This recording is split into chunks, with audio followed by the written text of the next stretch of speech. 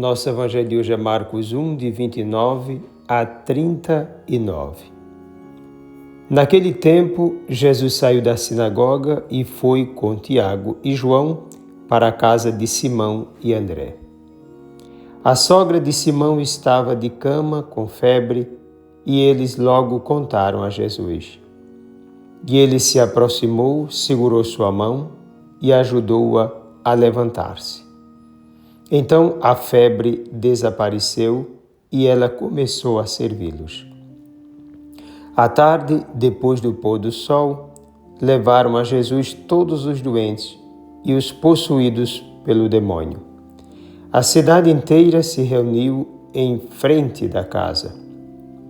Jesus curou muitas pessoas de diversas doenças e expulsou muitos demônios. E não deixava que os demônios falassem, pois sabiam quem ele era.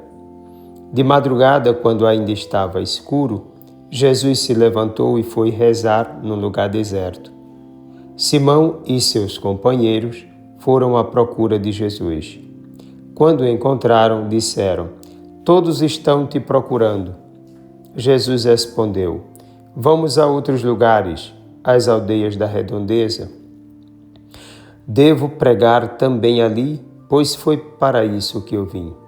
E andava por toda a Galileia, pregando em suas sinagogas e expulsando os demônios. Palavra da salvação. Primeira questão importante aqui é que Jesus certamente conhecia a família de quem fazia parte do seu discipulado. Ele se misturava com seus discípulos, abraçava a família de cada um, fazia o bem a quem dele necessitasse naquela família e a todos manifestava a urgência da missão evangelizadora, expressa no gesto do serviço, justamente o que aconteceu com a sogra de Simão Pedro. Uma vez livre do seu problema físico, colocou-se à disposição de Jesus e dos seus discípulos, servindo-lhes certamente com muita fé e alegria. Antes, ele se encontrara na sinagoga, onde libertou um homem do domínio de Satanás. Agora, ele se encontra na casa de Simão, onde liberta uma mulher atormentada por uma febre, que para os antigos era sinal de ação maligna. Em lugares diferentes, Jesus deu sinal de que não entra na lógica do preconceito de valorizar o homem em detrimento da mulher ou o contrário. Sua missão abrange a salvação de todos. Em seguida, convém notar que a libertação realizada por Jesus conduz a uma vida nova de adesão absoluta a Deus e de serviço ao seu reino. Um outro dado importante é que Jesus sempre toca, pega na mão e ajuda a se levantar. De fato, ele se misturou conosco. Com isso, Marcos mostra um sinal do batismo, pois quem se liberta e crê verdadeiramente, levanta-se para uma vida nova. No segundo momento, muitos doentes foram a Jesus. Já era tarde, ao anoitecer, Jesus curou a todos e expulsou demônios. Aqui se revela a missão de Jesus para com todos. A casa de Simão tornou-se o lugar do encontro que liberta. Se na sinagoga havia o conflito, aqui reina a paz que liberta e salva. Quanta alegria foi colocada nas mentes e corações daquela multidão curada e livre dos demônios.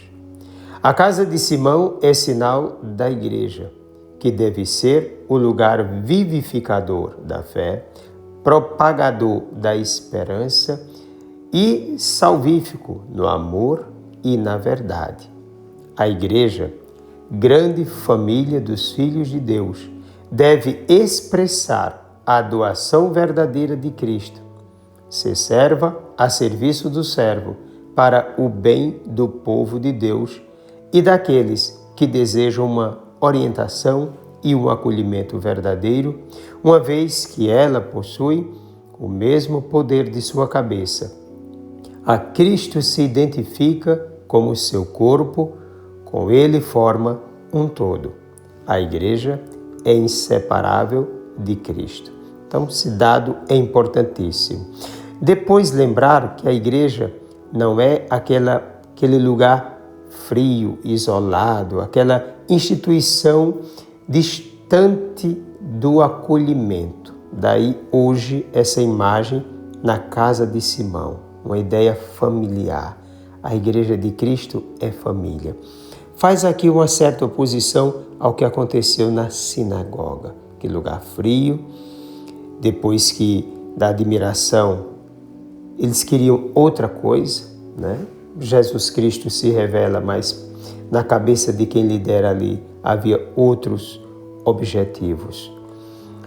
A Igreja de Jesus Cristo, ela se manifesta com esse dado acolhedor de abraço, de ação salvífica, de preocupação de fato com o outro, sem desprezar o dado institucional. O templo é importante, mas não serve ser no templo e não ser em casa. A casa, ela deve manifestar aquilo que o templo prega. Por isso, a Igreja de Cristo é lá no templo e é também na casa de cada um. Cada batizado tem o Espírito Santo e passa a viver no templo do corpo de Cristo, mas procurando também ser templo em todos os lugares. Então, a grande família de Deus não está presa às quatro paredes de um templo, mas em toda parte. Ela vai estar em casa, no trabalho, na rua, em todos os lugares. Ali deve estar se manifestando a Igreja de Cristo e essa Igreja manifestando o próprio Cristo nosso Senhor. Uma terceira questão é que Jesus proíbe os demônios de falarem sobre quem Ele é. Pela segunda vez, Marcos retoma esse tema. Para alguns estudiosos, trata-se aqui de uma espécie de segredo messiânico, isto é, não se revelar antes que Jesus.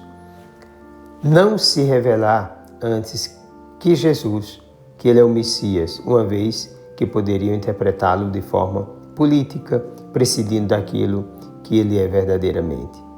Tal segredo messiânico tão querido de Marcos será revelado somente na cruz.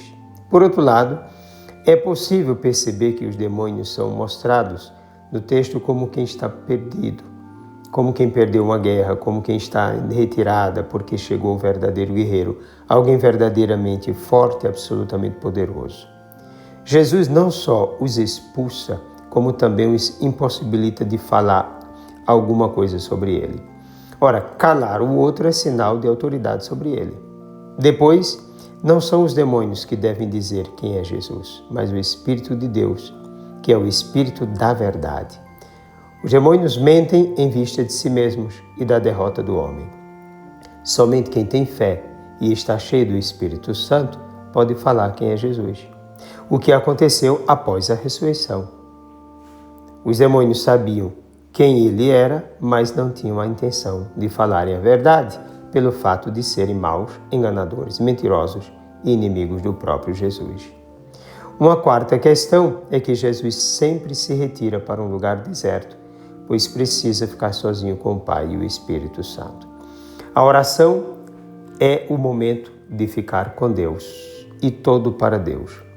Durante o dia está com Deus e para todos. À noite está com Deus e totalmente para Deus. Mas sem deixar de se preocupar com todos. A oração é a coluna vertebral da alma. Sem uma verdadeira vida de comunhão com Deus, enquanto o mundo dorme, é impossível continuar firme na estrada que salva.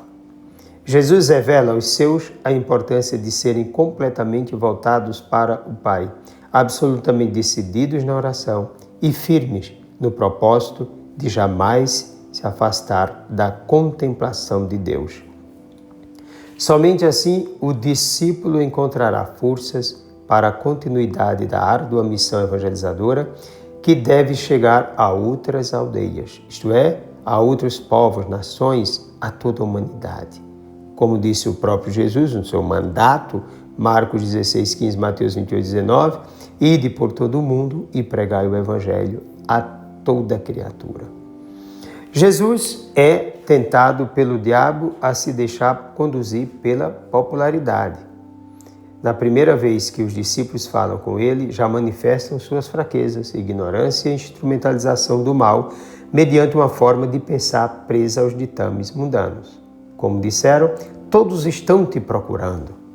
O inimigo apronta sempre contra Jesus, quer destruí-lo a qualquer custo, deseja ardentemente colocá-lo contra o projeto do Pai, tenta estimular um interesse determinado pela lógica do mundo decaído em Jesus, usando pessoas próximas, ideias, situações diversas. Satanás não dorme, procura usar todos os meios possíveis para tornar inútil o querer de Deus. Por sua vez, Jesus vence essa tentação de popularidade, dos aplausos, de um messianismo político, entregando-se totalmente à vontade do Pai e fazendo de sua vida um dom de libertação que passará pela total entrega de sua vida. Ele não se afastará da cruz pela qual salvará o mundo. Pois bem, os discípulos são chamados à mesma entrega de si. Cabe a eles seguirem pela mesma estrada de doação, desapego, lucidez fiducial, desprendimento total quanto ao anúncio do Evangelho.